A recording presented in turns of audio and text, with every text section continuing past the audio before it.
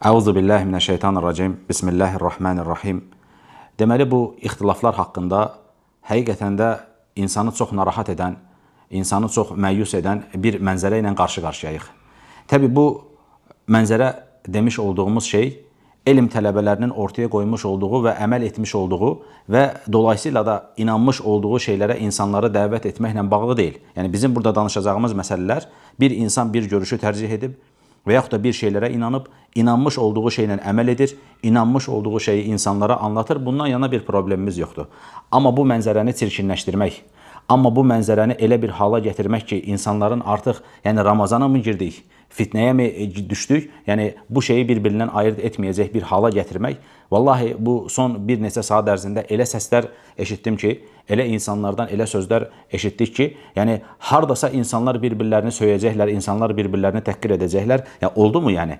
Bu Ramazanı, hani biz dedik Ramazana hazırlaşaq, hani biz dedik qəlblərimizi təmizləyək. Hani biz dedik, sahabə deyir ki, mən qəlbimdə bizdən kimsə cürət etməzdi ki, Ramazana girərkən qəlbində Müslüman qardaşına qarşı bir kin olsun, qəlbində Müslüman qardaşına qarşı bir şeylər olsun. Hani bunu bıraq, Ramazanın girişində təmizlənməyi bıraq, Ramazanın içərisində bir-birimizə düşəcək olduq. Bir də çox bəsit bir məsələdən, hani çox böyük bir, ortada böyük bir məsələ var, hani ortada düşmənçilik gərəkdirən bir məsələ var, deyil. Çox bəsit bir məsələdən insanlar bir-birlərinə düşmən oldular. Mən əminəm ki, bu mənzərənin içərisində, bu ürək bulantısının içərisində Allahın rəhmət etdiklərini istisna edərək deyirəm.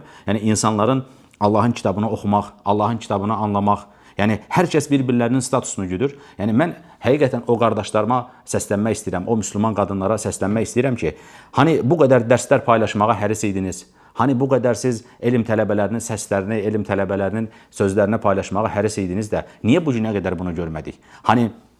Bir daha Allahın rəhm etdiklərini istisna edərək danışıram.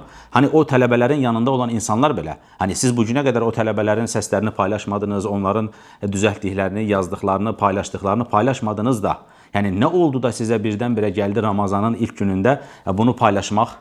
Sanki çox böyük bir ümmətdə bir zəlalət var. Biz bunu paylaşmasaq, bunu etməsək, ümmət zəlalətə düşəcək. Bunu bir anda elm tələbələrinin səslərini paylaşmağa başladınız. Bu onu göstərir ki, insanlar həqiqətən də şounu sevirlər.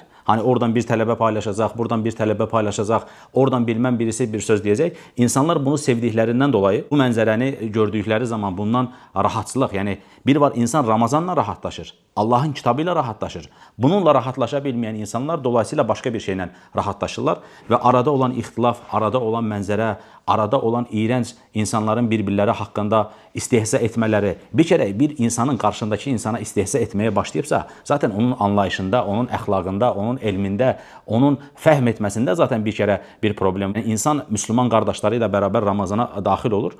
Sən elə bir görüş tərcih etmirsən, sən də qardaşın da başqa bir görüşü tərcih edib, qardaşın başqa bir pəncərədən məsələyə yaxınlaşır, sən də başqa bir pəncərədən məsələyə yaxınlaşırsan. Bitmişdir məsələ. Burada insanları bir-birinə düşürmək, insanların bir-birinə nifrət etməsi, bu həqiqətən də yol verilməz olan bir şeydir. O tələbələr arasında bir düşmənçilik yoxdur. Tələbələr arasında insanlar inanmış olduğu şeyi insanlara anlatırlar. Başqa bir tərəfdə də insanlar inanmış olduqları şeyi başqa insanlara anlatırlar. Bitmişdir məsələ. Elm tələbələri bir-birlərinə düşmənçilikləri yoxdur. Hətta bir-birlərlə zarafat da edirlər. Sən bunu etmirsən, amma orada bir gülmək simalikatıdır. Sən bunu burada demirsən, orada gülmək simalikatıdır. Amma altda olan insanlar isə bir-birlərinə düşmənçilik edirlər. Bu həqiqətən də yol verilməz bir şeydir. Məncə bitirmək lazımdır. Madəm bura qədər getirdik, birinci, ikinci günündəyik, məncə bunu bitirmək ən üstün olandır. Əgər bu bir-iki gün əsnasında da hansısa bir müsəlmanın qəlbini qırmışıqsa, bundan dolayı o müsəlmanlardan halallıq alıb həqiqi mənada bitirmək lazımdır. Baxın, ixtilaf etmək xeyir gətirən bir şey deyil. Xüsusən də Ramazan ayında. Peyğəmbər sallallahu aleyhi və səlləm deyir ki, həlak olan qövmlər çox mübahisə etmələri səbəbilə həlak oldular. Təsəvvür edin ki, təravih zamanı telefonda gələn mesajlara cavab verməkdən, telefonda gələn mesajları oxumaqdan, insanlar düşünür, bu təravih zamanı insanlar təravih qılmadılarmı? Və yaxud da insanlar Allahın kitabını oxumaları gerəkən yerdə, əmin olun ki, mən bu qədər surətli bir statusa baxılma bir şey görməmişdim. Statusa qoyulmaqla sayın 5-10 dəqiqə içərisində 90-a 100-ə qatlandığını görmək həqiqətən də bu çox təəccüblü bir şeydir. Madəm bir daha qeyd edirəm, insanlar bu qədər dəvətə, dəvətçiyə, elm tələbələrinə həris idilər.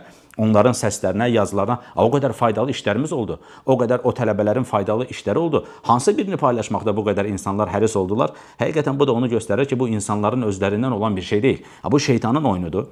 Şeytan hər tərəfdən insanları bürüyüb və Ramazanın, əvvəllər bu fitnə Ramazanın sonunda olurdu. Yəni Ramazanın öncəsində biraz baş verirdi, bitirdi və Ramazanın sonunda böyük bir fitnə ilə qarşılaşırdıq. Lakin bayram dərkən insanlar bir-birlərini qucaqlamaq, bayramlarını təbrik etmək məsələ bitirdi. Fəqət şeytan gördükdə ki, artıq bu Ramazanın sonunda olanda çox da isabətli olmur. Bunu Ramazanın önündə biraz daha alovlandırmış oldu. Müslüman insan ağıllı insandır. Müslüman insan şeytanın addım izlərini bilməli və o şeydən də uzaq durması gərəkir. Bir daha qeyd edirəm ki, burada bir görüşü tərcih edib, o görüşlə əməl edən, inanmış olduğu şeyə insanları dəvət edən insanlar haqqında danışmıram. Mənim burada danışmış olduğum şey mənzərəni çirkinləşdirmək, insanların bir-birlərinə düşmən olması, insanların bir-birlərini təhqir etməsi, bir-birləri ilə istehza etmələri artıq bu həqiqətən də yol verilməz olan bir şeydir. Allah Azza və Cəllə buyurur ki, Allaha və Rasuluna itaat edin. Bir-birinizlə mübahisə etməyin, yoxsa ruhdan düşər və zəifləyərsiniz. Həqiqətən də biz şahid olduq. Son bir neçə saat içərisində bu mübahisənin səbəbi ilə qəlblərimiz də soyudu. Bir daha öncədən dediyimi, yəni Ramazana mı girdik, fitnəyə mi düşdük? Çox da insanlar bunu ayırt edə bilmədilər. Allahdan qorxmaq lazımdır. O Ramazanın xeyrini, o Ramazanın bərəkətini bu kimi bəsit, hani dediyim kimi, yəni ortada böyük bir məsələ yox. Sanki ümmət böyük bir şirkə düşüb, ümmət böyük bir zəlalətə düşüb, ümmət böyük bir bidətə düşüb.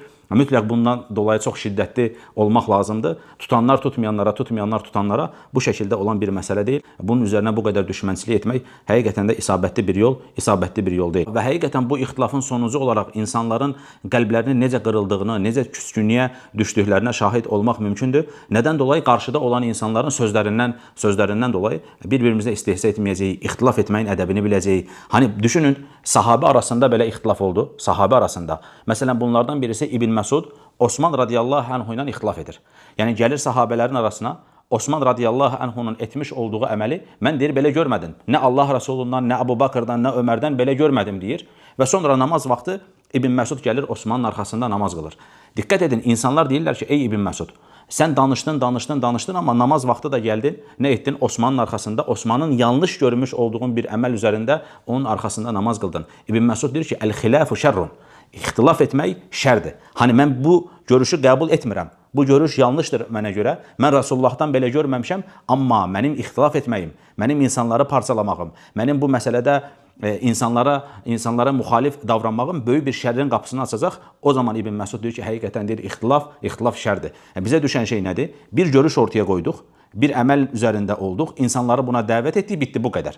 Amma bunun üzərinə insanların bir-birlərini təhqir etməsi, bir-birlərini küçümsəməsi, bu həqiqətən də yol verilməz olan bir şeydir. Bu sahabənin etmiş olduğu, sahabənin üzərində olmuş olduğu bir əxlaq deyil. Baxın, Allah Azza və Cəllə öz əzəmətli kitabında buyurur ki, وَقُلِّ إِبَادِ يَقُولِ الَّتِ هِيَ أَحْسَنِ Qullarıma de ki, bir-birlərinə gözəl söz desinlər. Niyə ya Rabbi, niyə bir-birimizə gözəl söz deyəcəyik? İnnə şeytanə yanzəğu beynəhum. Çünki şeytan onların arasına düşmənçilik salar, deyir Allah Azza və Cəllə. İnnə şeytanə kənə lil insani aduvvan mubin. Həqiqətən şeytan insanın apaçıq düşmənidir, deyir Allah Azza və Cəllə. Şeytan bizim apaçıq düşmənimiz olduğu halda, Allah Azza və Cəllə qullarıma de ki, bir-birlərinə gözəl söz desinlər dediyi halda, niyə ya Rabbi, niyə bunu eləyəcəyik? Çünki şeytan onların arasına düşmənçilik salar. Məgər bu düşmənçilik salmaq deyil? Məgər bir-birimizi təhqir etdiyimiz zaman nə etməmiz lazım idi bu yolda? Qardaşım, sən bu görüşlə əməl edirsən. Allah sizi muvaffaq etsin. Allah sizi Ramazanın xeyirlərinə muvaffaq etsin. Allah sizi Qədr gecəsinə yetişdirsin. Qarşı tərəf, qardaşım, siz belə mi düşündünüz? O pəncərədən mi baxdınız? Siz məsələyə belə mi yaxınlaşdınız? Allah sizi muvaffaq etsin. Allah sizi Qədr gecəsinə yetişdirsin. Allah sizi bu aydan bağışlanaraq çıxardığı qullarından etsin. Bitdi, bu qədər.